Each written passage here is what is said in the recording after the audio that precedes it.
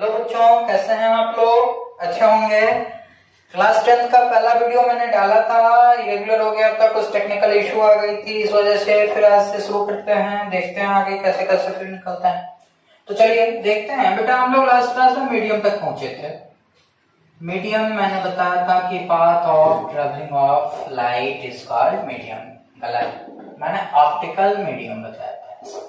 Medium तो मैंने सिर्फ ये बताया था कि पाथ ऑफ ट्रैवलिंग, किसी भी चीज की पाथ ऑफ ट्रैवलिंग क्या कहलाती है? मीडियम कहलाती है। अब आज किसकी बात हो रही है? ऑप्टिकल मीडियम की। तो path of travelling of light is called optical medium. समझ में आई मेरी बात? अब चलो बेटा देखो, ऑप्टिकल मीडियम को हमने तीन बेसिस पे बांटा था। पहला देखना, on the basis of speed of light. Speed of light. चलो बेटा देखो, बस पहला लास्ट क्लास में भी मैंने बताया था कि स्पीड ऑफ लाइट के बेसिस पे पहला मीडियम कौन है? Rarer medium.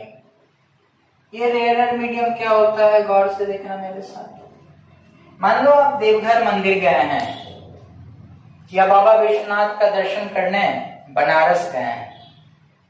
अगर मंदिर में ज्यादा भीड़ है तो बाबा से मिलने में थोड़ी मुश्किल होती है ना। बाबा को जल चढ़ाने में, जल अर्पण करने में, फूल अर्पण करने में ज्यादा क्राउड होता है, तो भीड़ ज्यादा होती है, तो दिक्कत होती है।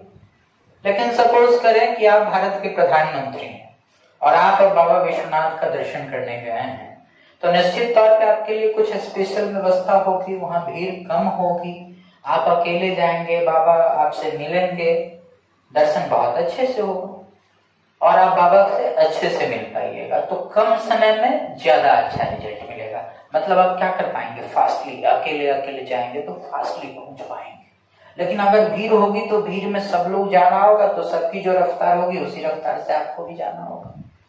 मीन्स कि अगर कम लोग होंगे, रेयर, कभी कभी जैसे आप पार्टी करने, पापा जी जल्दी जाने नहीं देते हैं, रेयर जाते हैं, बोलते हैं ना कि रेयर हम लोग पार्टी करने जाते हैं, कभी कभार जाते हैं। मतलब जहां रेगुलर नहीं जाते हैं, जो चीज फ्रिक्वेंटली नहीं होती है उसको क्या बोलते हैं? रेयर। तो ऐसा मीडियम जिसमें पार्टिकल की संख्या कम हो, जिसमें नंबर ऑफ पार्टिकल्स कम हो। तो बेटा मान लो कि ये कोई मीडियम है, ये कोई सब्सटेंस है, इसमें पार्टिकल यहाँ यहाँ यहाँ यहाँ यहाँ है, और ये कोई मीडियम है जिसमें ऐसे ऐसे पार्टिकल है, पूरा भरा भरा है पार्टिकल ऐसे, इसमें इतना ही पार्टिकल है, इसमें पूरा भरा भरा है। अब मैंने सेम लाइट को यहाँ भी और यहाँ भी लाया, दोनों में लाइट एंटर कर सकता है। आप बताओ लाइट इससे जल्दी पास करेगा या इससे जल्दी पास करेगा? ए वाले मीडियम से पास करेगा या बी वाले से? ऑफ कोर्स ए वाले से, क्योंकि इसमें नंबर ऑफ पार्टिकल्स कम है, तो लाइट की रफ्तार, लाइट की इंटेंसिटी ज्यादा होगी और लाइट जल्दी से इससे एक पार से दूसरे पार जाएगा ना। मीन्स वैसा मीडियम जिसमें लाइट की स्पीड ज्यादा होती है, तेज होती है, क्या कहलाता है? रेयरर मीडियम कहलाता है। The medium in which speed of light is more is known as rarer medium. The medium, यहाँ पे मैं लिख रहा हूं इसका डिफिनीशन, आप नोट कर लेना, कॉपी कर निकाल के बैठो बच्चों। The medium in which speed of light is high और मोर जो लिखो is called rarer medium। सही बात है? कोई प्रॉब्लम? तो बेटा रेयरर मीडियम मतलब क्या? नंबर ऑफ पार्टिकल्स कम होंगे, स्पीड ऑफ लाइट ज्यादा होगी।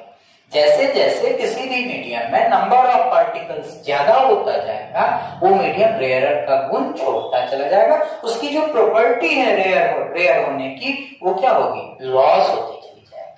मतलब वैसा मीडियम जिसमें स्पीड ऑफ लाइट ज्यादा होता है, क्या कहलाता है? Rarer medium. अब चलिए दूसरा देखते हैं ना, denser medium.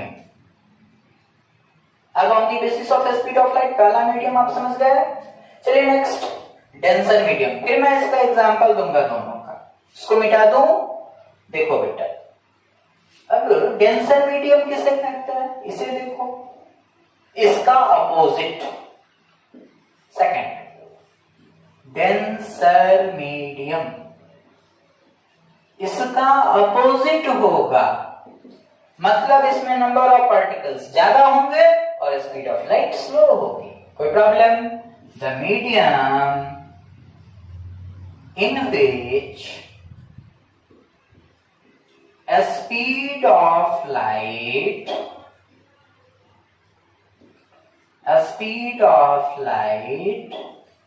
is slow is called, समझ रहे हो ना, क्या लिखना है, डेंसर मीडियम। तो पहला कौन सा मीडियम था स्पीड ऑफ लाइट के बेसिस पर, रेयरर। दूसरा कौन सा मीडियम था, डेंसर। रेयरर मीडियम जिसमें स्पीड ऑफ लाइट ज्यादा होती है, डेंसर मीडियम जिसमें स्पीड ऑफ लाइट कम होती है। आप लोग कहेंगे सर आपने ये तो बता दिया, एग्जाम्पल नहीं बताया। अरे बाबा वो भी बताता हूं, देखो क्या बताना है ये।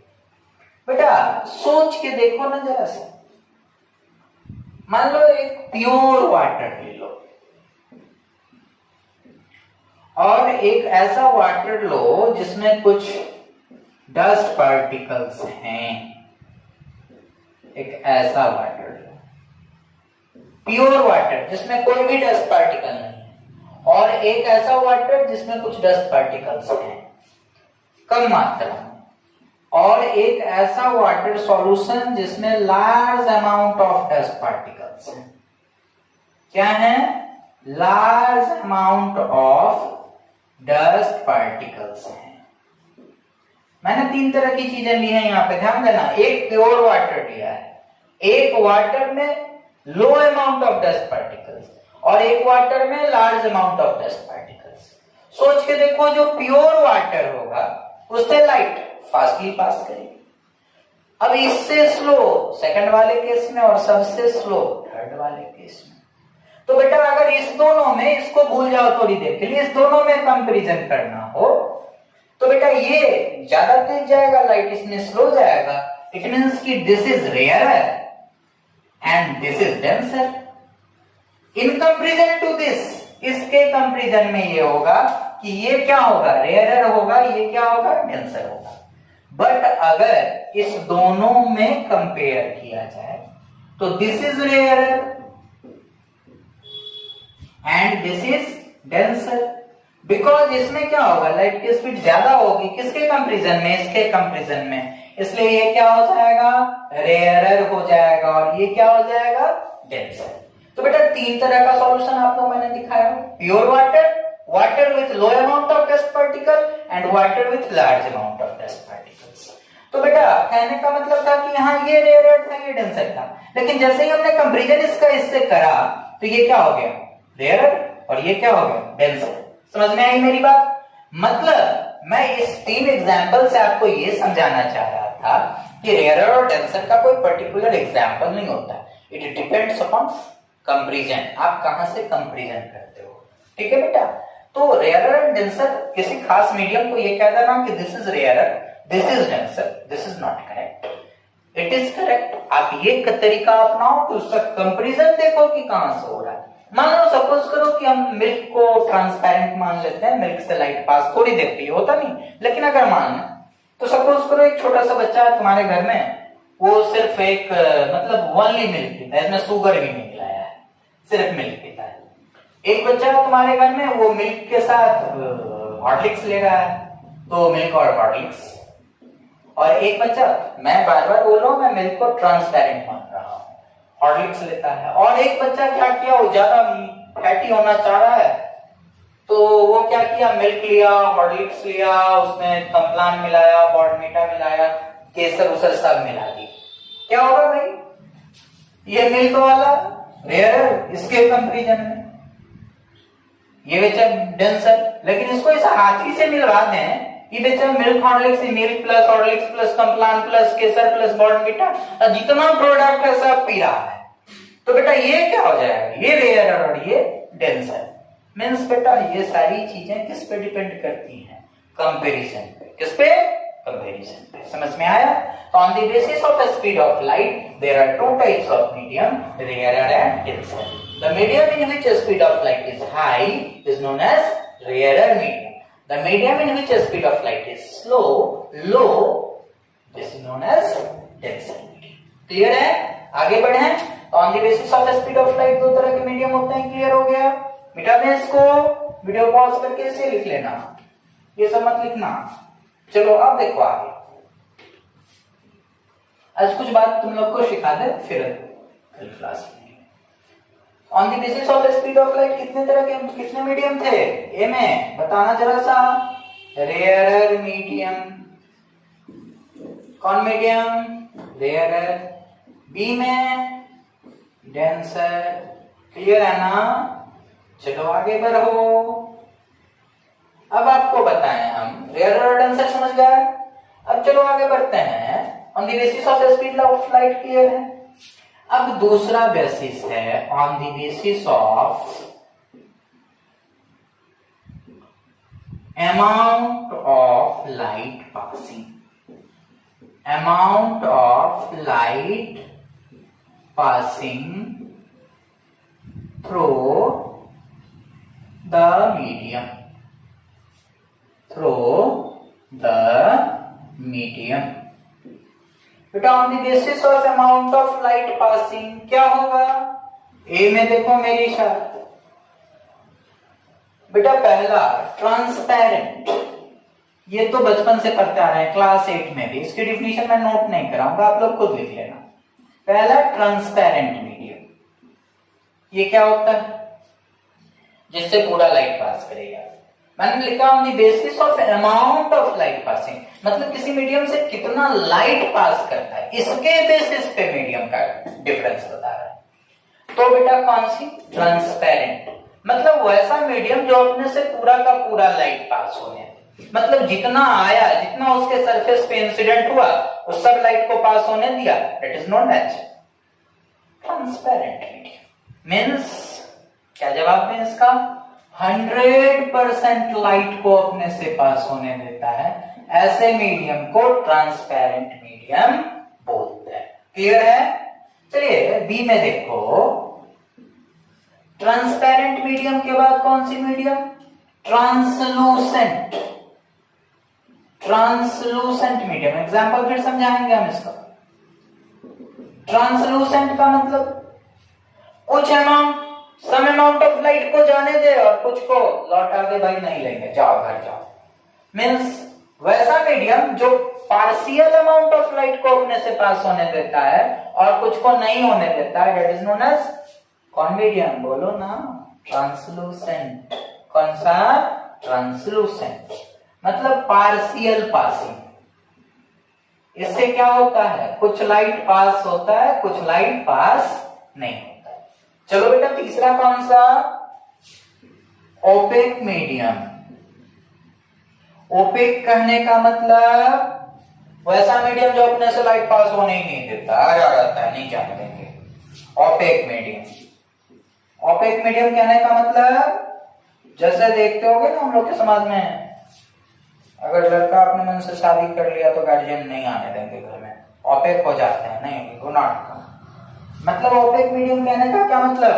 वैसा मीडियम जो अपने से लाइट पास नहीं होने देता। जैसे ये बोर्ड क्या करता है? लाइट को उधर जाने देता है क्या? बगल वाले पड़ोसी के यहाँ नहीं, क्या करता है? यहीं से लौटा देता है। तो ये कैसा मीडियम है? ओपेक। तो opaque medium do not allow light passes through them. Do not allow light passes through it. तीनों का डिफिनीशन मैं बोल देता हूं, वीडियो पॉज करके लिख लेना।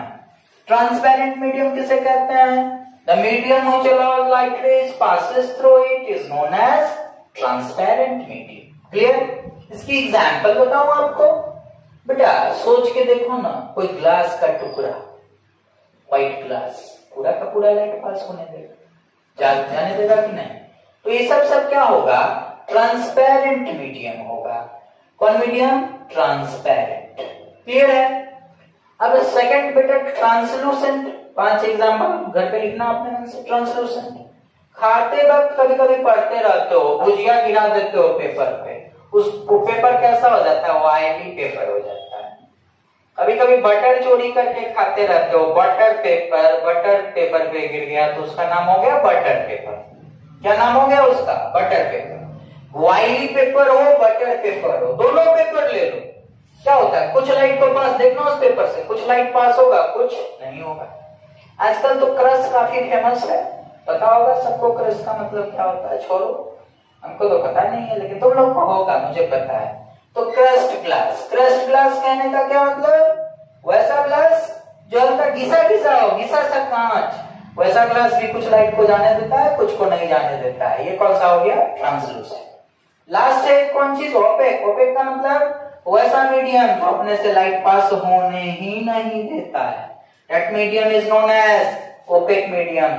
जैसे वुड, टेबल, चेयर, बोर्ड, सब कुछ किसका एग्जांपल होगा, ओपेक मीडियम का। तो बेटा मीडियम क्लियर हो गया। मीडियम, ऑप्टिकल मीडियम मतलब वैसा मीडियम जिससे लाइट पास करता है।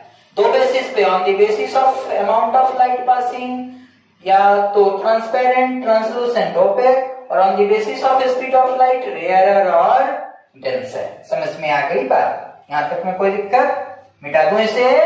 चलो वीडियो पॉज करके इसे आप लिख लेना।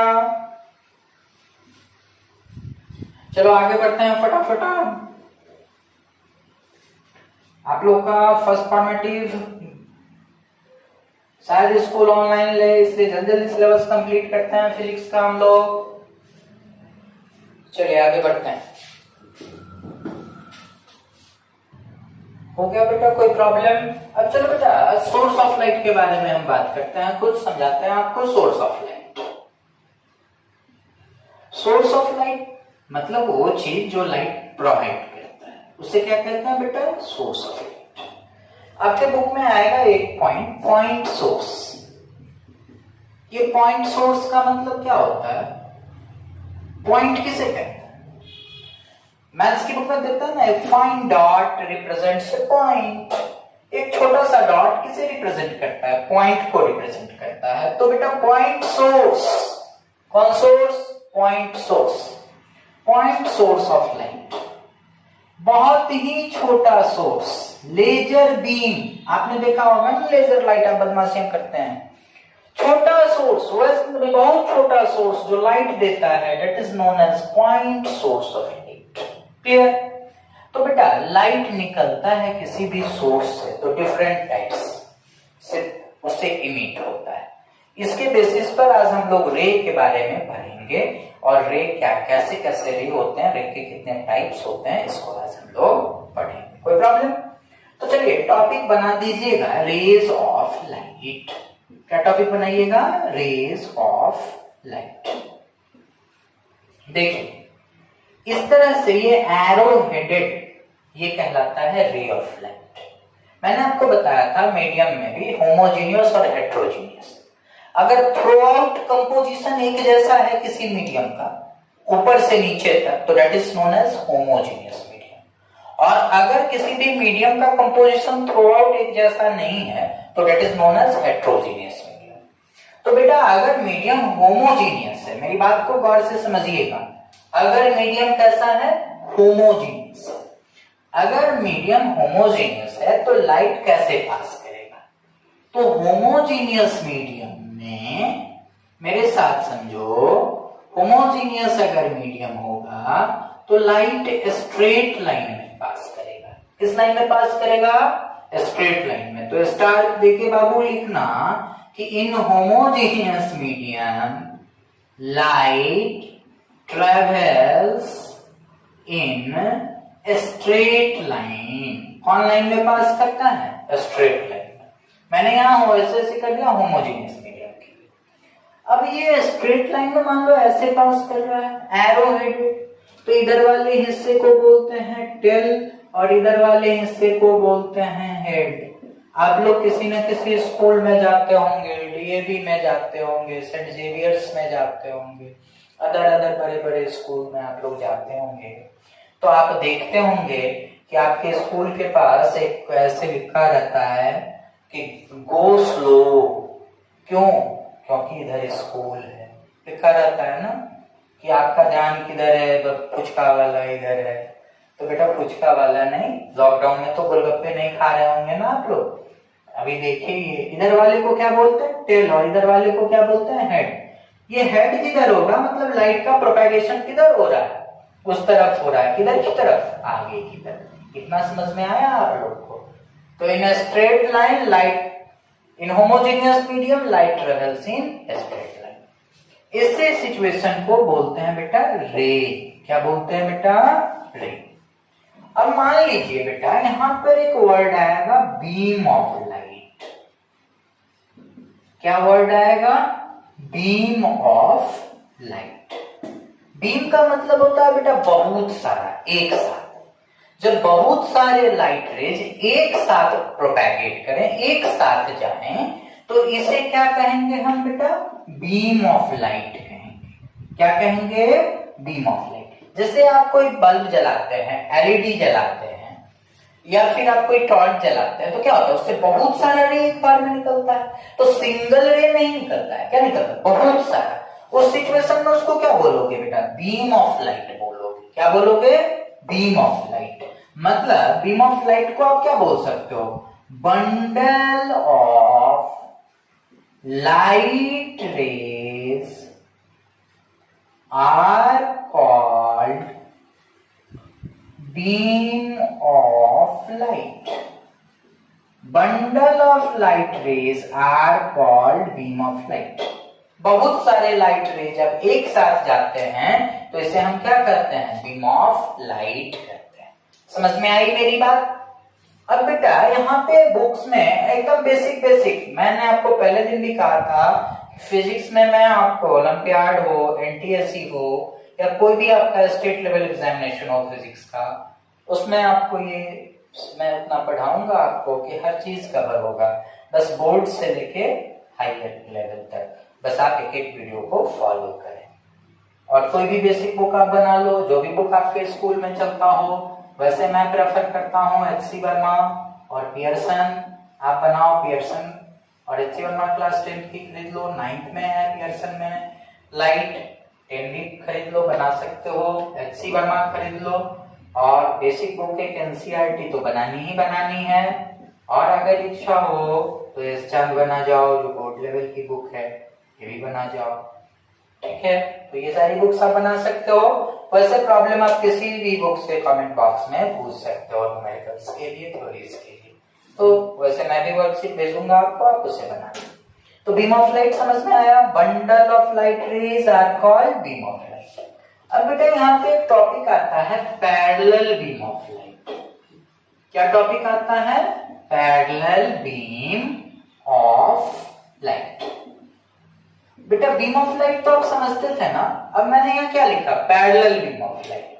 पैरेलल बीम ऑफ लाइट का क्या मतलब, बेटा ऐसा देखो गौर से, जब बहुत सारे लाइट रेज एक साथ पैरेलली ट्रेवल करें तो इसे क्या कहेंगे, पैरेलल बीम ऑफ लाइट। मतलब when bundle of light rays propagates parallelly then it is called parallel beam of light. Parallel beam of light. समझ में आया बात। तो बेटा रे में क्या है, एक सिंगल रे पढ़ लिया। दूसरा मैंने क्या पढ़ाया, बीम ऑफ लाइट। तीसरा क्या है बेटा, पैरेलल बीम ऑफ लाइट। अब बेटा दो रे आपको जानना है, एक कन्वर्जेंट रे और एक डाइवर्जेंट रे। तो कन्वर्जेंट और डाइवर्जेंट के बारे में पहले जान लीजिए, फिर आगे बताएंगे। बेटा कन्वर्जेंट रे क्या होता है, देखो लाइट अगर डिफरेंट सोर्स से आए और किसी एक पॉइंट पर आके मिले, जैसे डीजे का लाइट आप देखते हैं ना, स्पॉट करता है डिफरेंट पॉइंट को। तो मान लीजिए लाइट डिफरेंट सोर्स से आ रहा है, अलग अलग सोर्स से लाइट आए, बट मिले, सब मीट करे एक ही पॉइंट पर आके बेटा, तो ऐसे सोर्स को क्या कहेंगे बताइए। ऐसे सोर्स को हम क्या बोलेंगे, कन्वर्जेंट बीम ऑफ लाइट। मतलब टॉपिक होगी convergent beam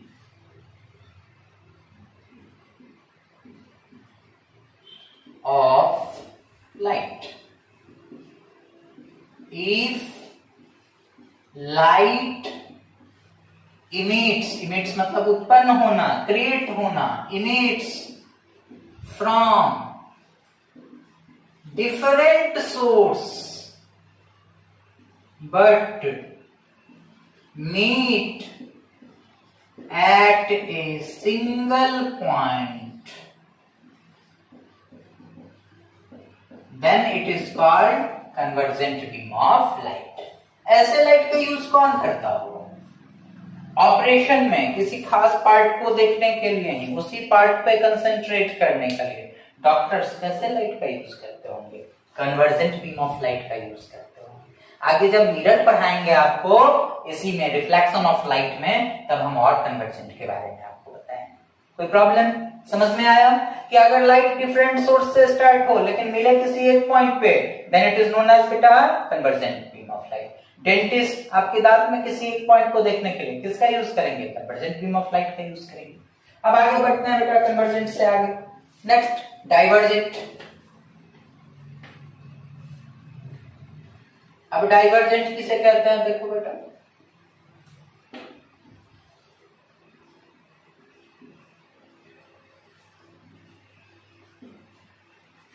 divergent beam of light. अच्छा बेटा, हम इस वीडियो में कुछ एडिट नहीं करते हैं, जो हम लाइट पढ़ा रहे हैं यहाँ पे वही आपके पास वीडियो यूट्यूब पे भी जा रहा है, कुछ भी एडिट नहीं है, क्योंकि मेरा मानना है कि आप पढ़ेंगे तो एडिट की क्या जरूरत है, इसलिए आप पढ़ें और शायद आप मन से पढ़ेंगे तो अच्छा लगेगा। तो डाइवर्जेंट बीम ऑफ लाइट किसे कहते हैं? बेटा अभी कन्वर्जेंट में क्या हुआ था? डिफरेंट सोर्स से आया था और एक जगह मिल गया था। इसका उल्टा करो, एक सोर्स से नहीं आएगा बट डिफरेंट डायरेक्शन में जाएगा। जैसे आप किसी भी गाड़ी की हेडलाइट ले लो, अपनी कार की हेडलाइट ले लो, बल्ब एक होता है लेकिन वो पूरे रास्ते को क्या करता है? दिखाता है ना, मतलब उसका लाइट चारों तरफ प्रोपेगेट करता है। अगर हमारे घर में कोई बल्ब लगा हो, वो बल्ब क्या करता है? एक जगह से रोशनी देता है लेकिन पूरे घर में फैलता है। तो ऐसा सोर्स क्या कहलाता है? डाइवर्जेंट। सिंगल पॉइंट से हर डायरेक्शन में निकले, इसे क्या कहेंगे बेटा? डाइवर्जेंट बीम ऑफ लाइट कहेंगे। सोर्स एक ही हो लेकिन वो निकलेगा हर डायरेक्शन में, अलग अलग डायरेक्शन में, तो इसे क्या कहेंगे? Divergent beam of light. If light emits from a single source but propagates in a different direction,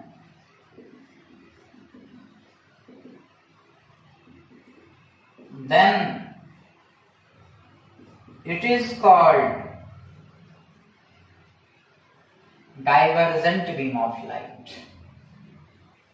Divergent beam of light. बेटा एक क्वेश्चन आया था कुछ दिन पहले कि to make the path visible, to make the path visible, path को visible बनाने के लिए कौन से लाइट रेज का यूज होता है? Which type of light rays are used? आप ही बताओ बेटा, कौन सा लाइट यूज होगा? डाइवर्जेंट की कन्वर्जेंट? डाइवर्जेंट होगा ना। तो गाड़ी की हेडलाइट कैसी होती है? डाइवर्जेंट होती है।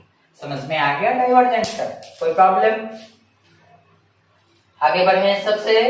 तो लाइट रेज आपको मैंने बताया, रे बता दिया, बीम ऑफ लाइट बता दिया। Bundle of light rays is known as beam of light. इसके बाद मैंने आपको बताया पैरेलल बीम ऑफ लाइट। अगर बहुत सारे लाइट रेज पैरेलली प्रोपैगेट करें तो उसे क्या बोलेंगे? Parallel beam of light. Clear? उसके बाद कन्वर्जेंट। जब लाइट रे डिफरेंट सोर्स से आए बट एक पॉइंट पर मिले that is known as convergent, और जब लाइट रे एक ही सोर्स से निकले बट डिफरेंट डायरेक्शन में जाए तो that is known as divergent. समझ में आ गया? यहां तक में कोई प्रॉब्लम? चलिए जल्दी से नोट कीजिए। इसके बाद एक और प्रॉपर्टी आपको हम पढ़ाते हैं।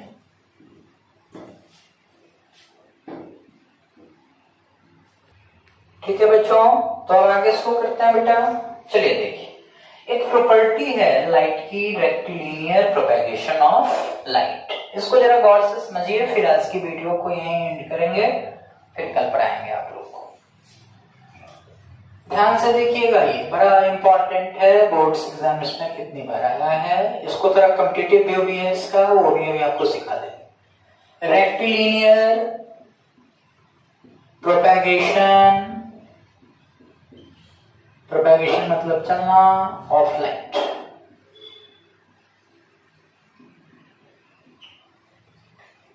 मैंने आपको बताया था कि light consist small energy packets known as photons. मैंने बताया था ना कि लाइट क्या होता है, टीनी एनर्जी पैकेट्स होते हैं लाइट के पास, जिसे हम क्या कहते हैं, फोटॉन्स के होते हैं।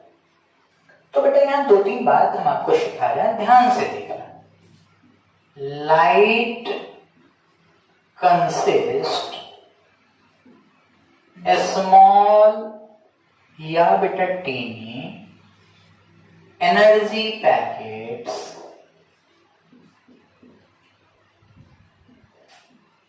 Called photons. इसे हम क्या कहते हैं बेटा, फोटॉन्स कहते हैं। अब फोटॉन्स के पास 2 फील्ड होता है, पढ़ाएंगे अभी फील्ड किसे कहते हैं। Photons associated with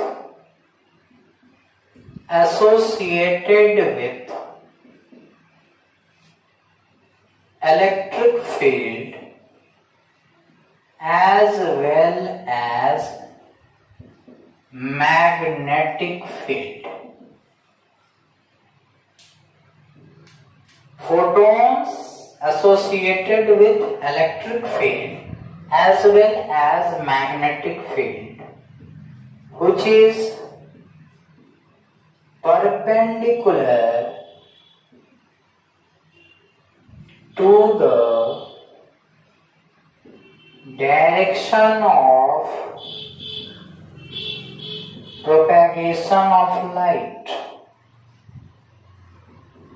Propagation of light. Photons associated with electric field as well as magnetic field, which is perpendicular to the direction of propagation of light. जो perpendicular होता है किसके, direction of propagation of light. मैंने आपको पहली बात तो आप पता है कि लाइट कंसिस्ट स्मॉल और tiny energy packets known as photons. अब इसमें ये 2 चीजें मैंने लिख दी, इलेक्ट्रिक फील्ड और मैग्नेटिक फील्ड। बेटा पहले इसको सीख लो, फील्ड किसे कहते हैं। फील्ड मतलब होता है एरिया, जगह जिसमें आपका कोई परिचित हो। जैसे आपका इस वक्त क्लास 10 में पढ़ते हैं, तो आप डीएवी में पढ़ते हो या किसी भी स्कूल में पढ़ते हो, तो जब आप जाते हैं तो आपका एक फील्ड होता है ना, आपका एक सर्किल होता है ना, कि आपके 5 दोस्त हैं तो आप उनसे ज्यादा बात करते हैं। वैसे जान पहचान तो हर बच्चे से होती है, लेकिन होगा ना आपका कुछ करीबी मित्र होगा तो आप उससे बात करते हैं, तो आपका फील्ड क्या होगा, आपके चारों तरफ के वो 5 मित्र। वैसे ही इलेक्ट्रिक फील्ड आपको मैंने अभी तो नहीं, लेकिन जब आप इलेक्ट्रिसिटी में पढ़ाऊंगा तो मैं बताऊंगा कि चार्ज 2 तरह के होते हैं, पॉजिटिव और नेगेटिव। बेटा विराट कोहली किससे शादी किया था, अनुष्का शर्मा से। Virat Kohli male, Anushka Sharma female. Male attracts towards female, female attracts towards male. क्या है, अपोजिट है, इसलिए उसने क्या किया, एक दूसरे को अट्रैक्ट किया। ऐसे ही बेटा चार्ज भी क्या होता है कि चार्ज 2 तरह का होता है, एक कौन पॉजिटिव और एक कौन नेगेटिव। जब आप इलेक्ट्रिसिटी पढ़ाएंगे तो बताएंगे कि बेंजामिन फ्रैंकलिन बताया था ये। तो बेटा लाइट चार्ज रिपेल करता है, मतलब अगर कहीं पॉजिटिव पॉजिटिव है या नेगेटिव नेगेटिव है तो रिपल्सन होगा, मतलब ये दोनों एक दूसरे को धक्का देगा। लेकिन अगर कहीं प्लस माइनस है या माइनस प्लस है ना, तो इसके बीच में क्या होगा, अट्रैक्शन होगा। मतलब लाइट चार्ज रिपेल करता है, अनलाइट चार्ज अट्रैक्ट करता है। तो बेटा मान लो कोई चार्ज रख दिए यहाँ प्लस और यहाँ पे रख दिए माइनस।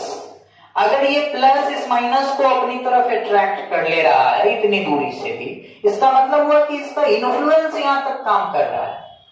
लेकिन मान लो एक प्लस रख देते हैं हम मुजफ्फरपुर बिहार में और एक प्लस रख देते हैं दिल्ली के कनॉट पैलेस में, मद्रास कॉफी हाउस में, तो क्या एक प्लस कहां रख दिए मुजफ्फरपुर बिहार में अपने इंस्टीट्यूट में, और एक माइनस चार्ज को रख दिए कनॉट पैलेस जिसको अब राजीव चौक बोलते हैं दिल्ली के, उसके मद्रास कॉफी हाउस में, क्या अट्रैक्ट करेगा दोनों एक दूसरे को? नहीं करेगा ना, दूर की चीजें दिख ही नहीं रही हैं, कहां से अट्रैक्ट? जिसको ना कभी आपने नहीं देखा उसके प्रति कभी अट्रैक्ट हुए हैं क्या? नहीं होना है। कहां अट्रैक्शन होता है? कॉलेज में, स्कूल में, जिसको देख रहे हैं उसके प्रति। तो बेटा यहाँ प्लस ये माइनस को क्यों नहीं अट्रैक्ट किया? क्योंकि ये दिल्ली के राजीव चौक के मद्रास कॉफी हाउस में था, ये प्लस हमारे कोचिंग में था, तो ये दोनों बेचारा एक दूसरे के करीब नहीं था, इसलिए अट्रैक्ट नहीं। जबकि कैरेक्टर दोनों का कैसा था? अट्रैक्ट का था, लेकिन इसके फील्ड के बाहर था, इसलिए ये क्या किया? अट्रैक्ट नहीं किया। इट मीन्स इलेक्ट्रिक फील्ड किसे कहते हैं? चार्ज के चारों तरफ का वो एरिया जिसमें उसका पावर ऑफ अट्रैक्शन या पावर ऑफ रिपल्सन वर्क करता है, क्या कहलाता है? इलेक्ट्रिक फील्ड कहलाता है। क्या कहलाता है? Electric field. मतलब आप इलेक्ट्रिक फील्ड यहां लिखा था, मतलब इलेक्ट्रिक फील्ड को आप नोट कर लेना बेटा, डिफिनीशन मैं बता दे रहा हूं। Influence area around the charge. अभी इतना ही समझो, इलेक्ट्रिसिटी में पूरा डीप में पढ़ाएंगे इसको। अराउंड द चार्ज उसे क्या कहता है? Electric field. Electric field E के ऊपर एरो दे देना बेटा, ये क्या है? वेक्टर क्वांटिटी है। ये एरो का मतलब क्या होता है समझो, ई के ऊपर एरो है, ई इलेक्ट्रिक फील्ड को रिप्रेजेंट करता है, इसके ऊपर एरो दिए, एरो वेक्टर है। इस एरो के दो पार्ट हैं, एक ये वाला और एक ये वाला। ये वाला जो पार्ट है बेटा देखो, इसको बोलते हैं मैग्नीट्यूड। क्या बोलते हैं? मैग्नीट्यूड। और ये वाला जो पार्ट है इसको बोलते हैं डायरेक्शन। तो बेटा आपने वेक्टर क्वांटिटी पढ़ी थी, क्या होता है? मैग्नीट्यूड और डायरेक्शन। तो इसके भी इलेक्ट्रिक फील्ड के पास दोनों चीज है, इसलिए इसके ऊपर हम लोग एरो लगा देते हैं। तो दिक्कत, influence area around the charge is known as electric field. कैसे दिखाते हैं? ई के ऊपर एरो। वीडियो पॉज करके लिख लेना, मैं मैग्नेटिक फील्ड दिखाता हूं तुम्हें। अब चलो मैग्नेटिक फील्ड। बेटा मैग्नेट भी आपको पढ़ना है क्लास 10 में, मैग्नेट में भी बताएंगे, बट अभी देखो फिर यहाँ मान लो ये कोई बार मैग्नेट ले लो। अगर रेक्टेंगुलर शेप का मैग्नेट होगा तो बार मैग्नेट। अगर दूसरा कोई चैप्टर आपके स्कूल में पढ़ाई हो रही हो तो कमेंट बॉक्स में डाल दें, मैं पहले उसकी वीडियो बना दूंगा। तो चलो देखो बेटा, यहाँ पे क्या है बेटा? Bar magnet. मैग्नेट में दो पोल होते हैं, पता है ना, नॉर्थ और साउथ। अब ये इसमें भी क्या होता है ना कि एक मैग्नेट दूसरे मैग्नेट को अट्रैक्ट करता है ना। तो इसमें भी बेटा नॉर्थ पोल लाओगे तो रिपेल करेगा, साउथ पोल लाओगे तो रिपेल करेगा, लेकिन नॉर्थ साउथ ले आओगे तो अट्रैक्ट करेगा, साउथ नॉर्थ ले आओगे तो भी अट्रैक्ट। मतलब जैसे वहां था रूल की like charges repels each other, unlike charges attract each other, ऐसे यहाँ रूल होगा like poles repels each other, unlike poles attract each other. तो बेटा यहाँ पे हम लोग को क्या पढ़ना है? Magnetic field. कौन फील्ड पढ़ना है? Magnetic field. Magnetic field. तो बेटा मान लो एक मैग्नेट यहाँ रख दो और एक मैग्नेट मद्रास कॉफी हाउस में रख दो, क्या होगा? कुछ होना है क्या? नहीं होना है यार। एक दिल्ली एक यहाँ, ये सब थोड़ी ना होता है। इतना दूर दूर पे रिलेशन नहीं बनता है बेटा। रिलेशन में नजदीकियां होनी चाहिए, तो नजदीकी तो है नहीं, तो कैसे होगा? काम नहीं चलेगा। तो मैग्नेटिक फील्ड कहने का मतलब मैग्नेट के चारों तरफ का वो एरिया जिसमें वो किसी भी मैग्नेट को अट्रैक्ट या रिपेल कर सकता है, क्या कहलाता है? Magnetic field. It means magnet के चारों तरफ का अट्रैक्शन एरिया या रिपल्सन एरिया। तो कहने का मतलब influence area around the magnet. Influence area around the magnet. Clear है? इसे क्या कहते हैं? Magnetic field. पूछना था सर इलेक्ट्रिक फील्ड को ई के ऊपर एरो देते हैं, क्या मैग्नेटिक फील्ड भी वेक्टर है? हाँ बाबा, ये भी वेक्टर है, इसको बी के ऊपर एरो दे देते हैं। बी के ऊपर क्या? एरो। एरो में कितने पार्ट? दो पार्ट। दिस ये मैग्नीट्यूड, ये बताओ यार, इसको क्या कहते हैं? डायरेक्शन। अब बेटा एक चीज और बताते हैं, चलते हैं, इधर वाले पार्ट को टेल और इधर वाले पार्ट को हेड। समझ में आया? इतना में कोई दिक्कत? मैग्नेटिक फील्ड को किससे दिखाते हैं? बी से। इलेक्ट्रिक फील्ड को किससे दिखाते हैं? ई से। That's it. समझ में आ गया? कोई प्रॉब्लम है तो बताओ। नहीं? चलिए नेक्स्ट। अब चलिए इलेक्ट्रिक फील्ड और मैग्नेटिक फील्ड में कहीं कोई दिक्कत आपको नहीं? तो मैंने क्या कहा? photons associated with electric field as well as magnetic field which is perpendicular to the direction of propagation of light। मतलब यहाँ पे एक डायग्राम देखो, सिखाते हैं। क्यूब बनाने आता है? तो देखो तो क्यूब बनाते हैं, सिखाते हैं तुमको। कुछ सीख लो यार, सीखना चाहिए। ये क्यूब बना दिए, इसको मिला दिए, अभी हटते हैं, तुरंत वीडियो में दिखेगा। चलो देखो क्यूब बना दिया ना, क्लियर है ना? चलो समझोगे मेरे साथ। बेटा मान लो इस पे लाइट पास कर रहा है, क्यूब का एक सरफेस से दूसरे के परपेंडिकुलर होता है, याद रखना। प्रोपेगेशन ऑफ लाइट, ये है प्रोपेगेशन ऑफ लाइट। ये वाला लाइन जो है ये इलेक्ट्रिक फील्ड है और ये वाला लाइन जो है ये मैग्नेटिक फील्ड है। ये मैं बस फिगर से आपको समझा दे रहा हूं, समझ लेना। देखो गौर से, ये प्रोपेगेशन ऑफ लाइट का पार्ट है मान लो, तो यहां रूल क्या लिख रहा है कि photons associated with electric field as well as magnetic field. तो ये लाइट इस पे पास कर रहा है जनाब, तो इस पे इसमें फोटोन होगा, तो फोटोन पास कर रहा है। फोटोन के पास कौन कौन फील्ड है? Electric field. मतलब दिस ई यहां लिख सकते हो और इसके ऊपर बी लिख सकते हो, तो ई भी है बी भी है। ई है और क्या है? बी है। तो बेटा ई और बी एक दूसरे के परपेंडिकुलर होता है, सॉरी एक दूसरे के नहीं, लाइट के पाथ के परपेंडिकुलर होता है। तो देखो ना, ये इसके परपेंडिकुलर है, ये भी इसके परपेंडिकुलर है। यही बात ना यहाँ लिखे, photons associated with electric field as well as magnetic field which is perpendicular to the direction of propagation of light। propagation of light के क्या होता है? दोनों परपेंडिकुलर होता है। समझ में आई मेरी बात? चलो अब इसको आगे और बता रहे हैं थोड़ा सा, देखी तो हम भी क्या तो देखो बेटा, ये प्रोपेगेशन ऑफ लाइट था, इस पे क्या इलेक्ट्रिक फील्ड है और ये क्या है बेटा? Magnetic field. क्लियर? अब देखो मैंने आपको बताया कि light consist small energy packets called photons. अब याद रखना, फोटॉन्स के पास दो कैरेक्टर होते हैं, एक कौन? इलेक्ट्रिक फील्ड भी होता है, दूसरा कौन? Magnetic field. तो बेटा these photons moves along, किसके along मूव करते हैं ये photons? स्ट्रेट लाइन के along, moves along a straight line। this property, लिख लो, this property of light is known as rectilinear propagation of light। इस प्रॉपर्टी को क्या कहते हैं बाबू हम लोग? रेक्टिलिनियर प्रोपेगेशन ऑफ लाइट कहते हैं। इतनी बात आपको रेक्टिलिनियर प्रोपेगेशन ऑफ लाइट में पढ़नी थी। नेक्स्ट क्लास जब होगा हम लोग शुरू करेंगे बेटा इससे आगे की पढ़ाई, मिरर वगैरह को पढ़ेंगे धीरे धीरे, कल फिर अपलोड करेंगे। तब तक खुश रहिए, मस्त रहिए। जिसकी मस्ती जिंदा है उसकी हस्ती जिंदा है, इसलिए मुस्कुराते रहिए। Stay home, stay safe. Good luck.